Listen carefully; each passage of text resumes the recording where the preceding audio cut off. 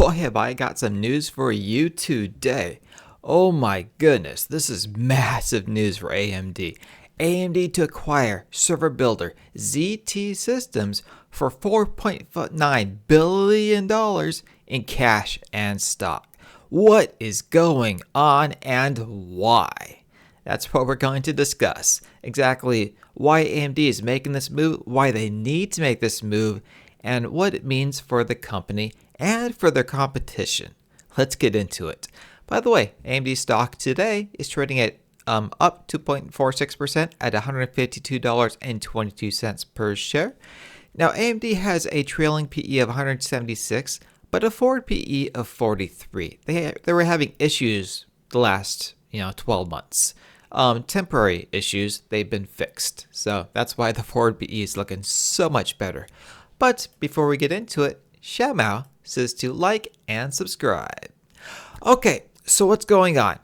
Well, what's going on is Lisa Su, AMD CEO, you can see her right here, she has a goal. And her goal is to compete with NVidia in AI, artificial intelligence.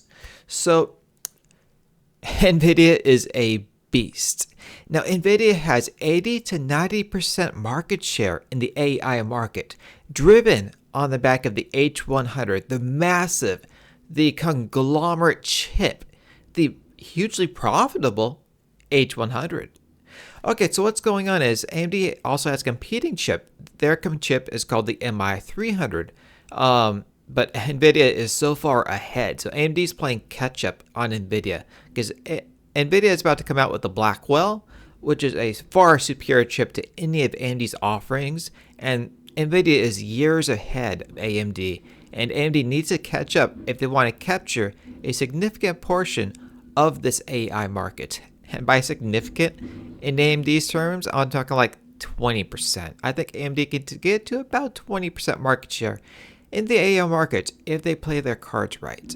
But given this, Lisa Su thinks the AI CAGR is going to grow 70% from 2024 to 2027. It is 70% CAGR growing from 2023. That's 4 years of 70% CAGR, growing from $45 billion to $400 billion. So do the math. If AMD can get 20% of that number, you can do the math. You can do the math and compare that to AMD's size today. Compare it to their size today. So yes, this is the AMD's MI300X. This is their key leverage into that market. Now, AMD is projecting that this chip's going to sell about $4.5 billion worth of revenue this year. $4.5 billion this year. Now, what's AMD's problem?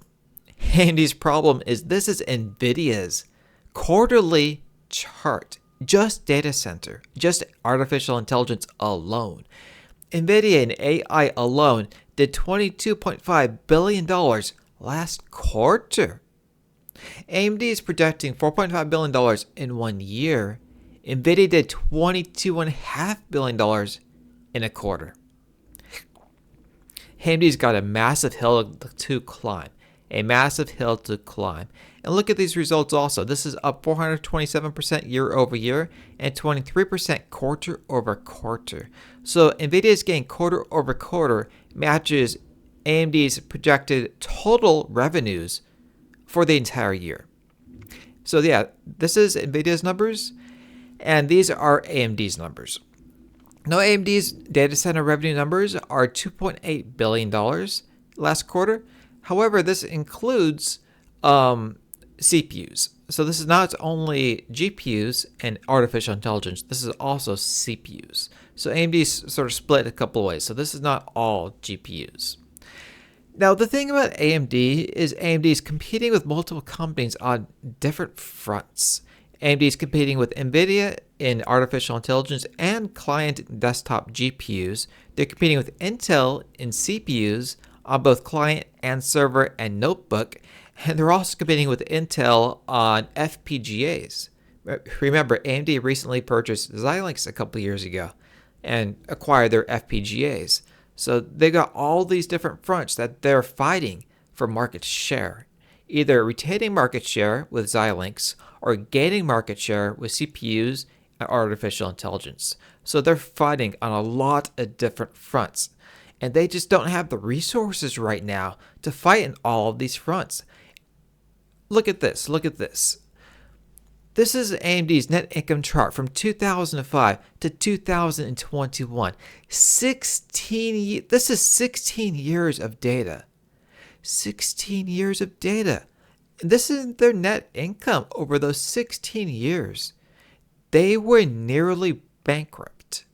AMD, they were going bankrupt until Lisa Su took over the company in, I believe it was 2015.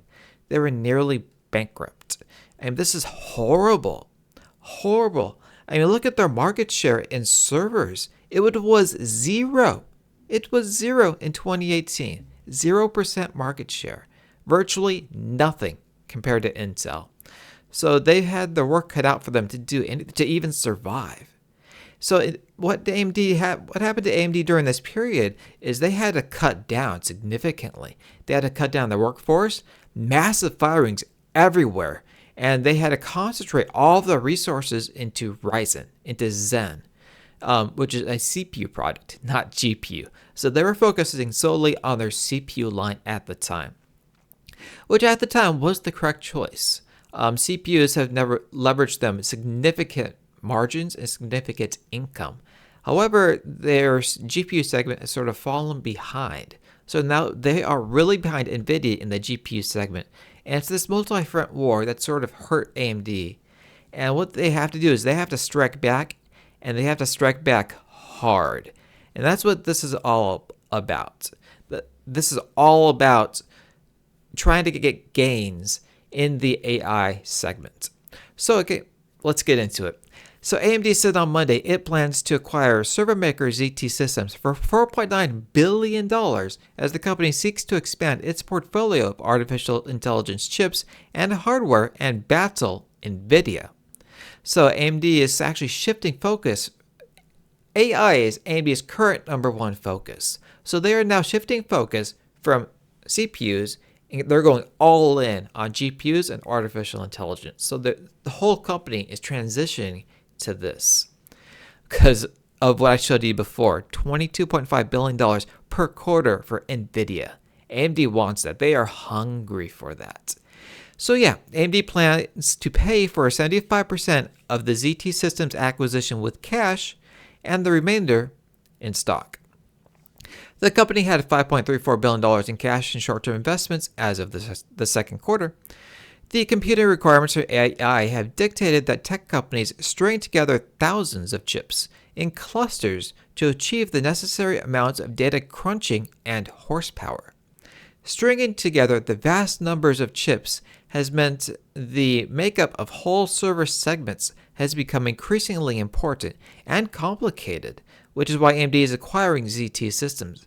Now, people don't understand how complicated this actually is to have a network, a mesh of thousands, 10,000, 100,000 GPUs in a cluster, and how to punch an AI training model into that. Elon Musk has discussed it. He says it is a monumentally difficult task. Elon says it is tremendously difficult, tremendously, to coordinate and make it efficient to run that kind of a model against that many GPUs. So anyway, AI systems are our number one strategic priority, AMD CEO Lisa Su said in an interview with Reuters. The addition of so what's going on here? So what is actually going on is, I'm going to discuss in a second right here, but it's actually quite interesting.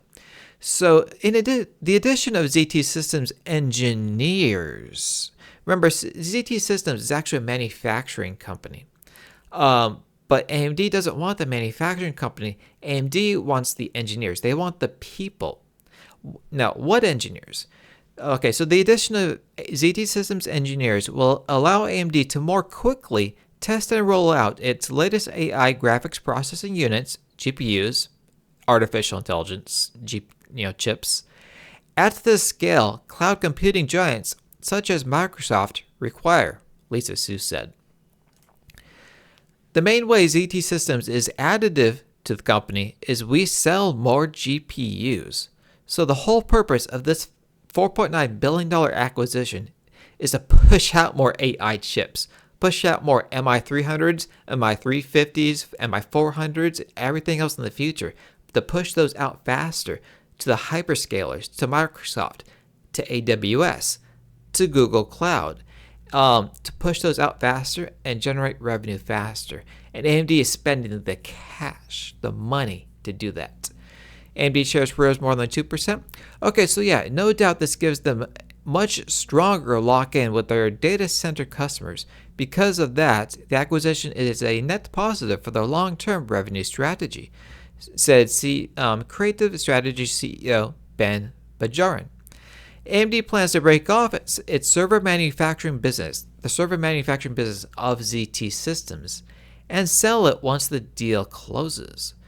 Why? Because AMD does not want to compete with their customers.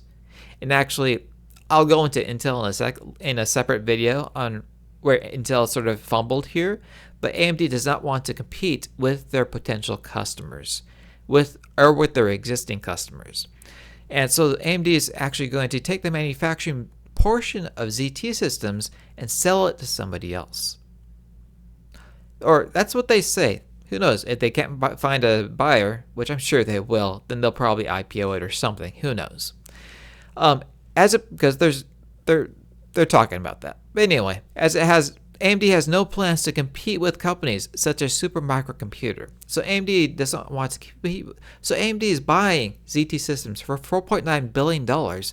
They're taking 1,000 engineers from ZT Systems, cutting the company apart. Now there's two companies. They're taking the 1,000 engineers, the manufacturing business they're going to sell.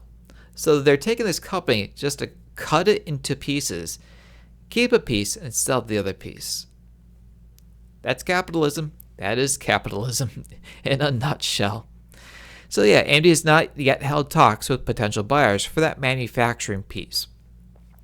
ZT Systems Chief Executive Frank Zhang will join AMD and report to AMD's Data Center Chief Forrest Narod. So AMD is retaining also the chief talent, the executive team at ZT Systems.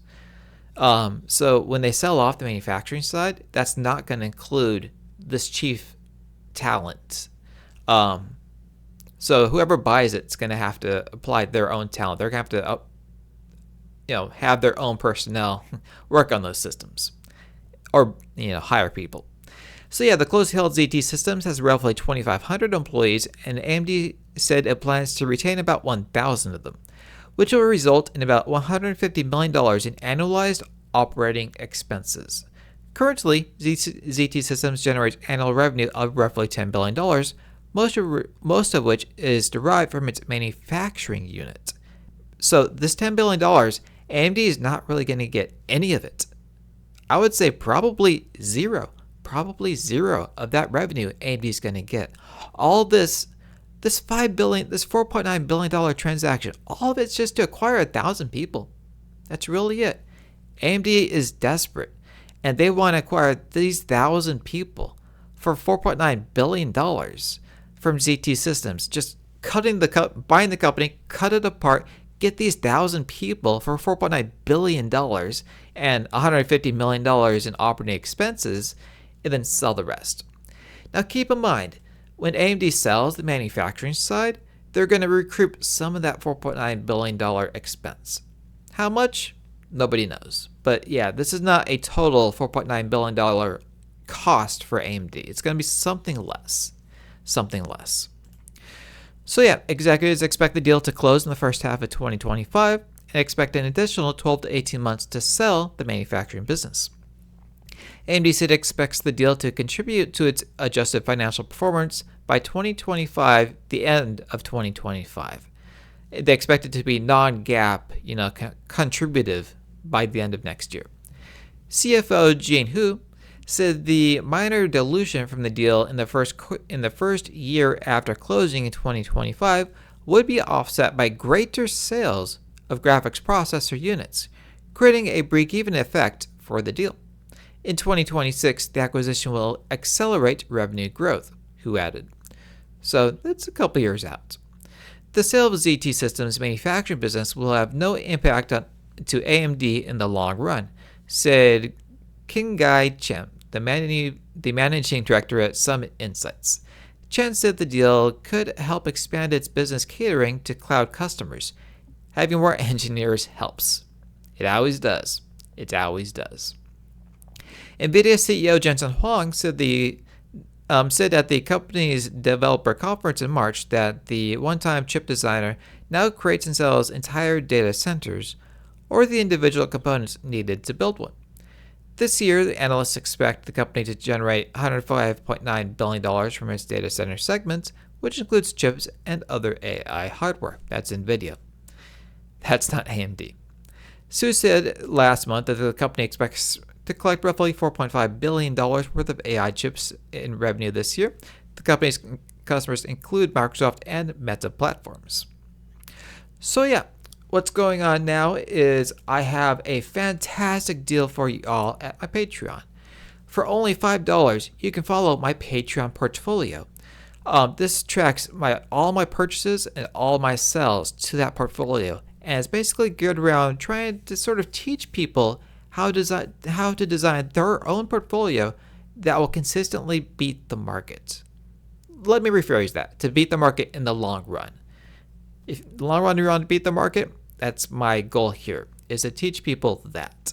I also offer DCEF valuations. I have valuation models and company analyses on over 15 different companies, including AMD, including NVIDIA, Intel, PayPal, Nike, and so many more. This is the best offer you will ever find. So yeah, thank you for watching. Don't forget to like and subscribe, and I will see you in the next one.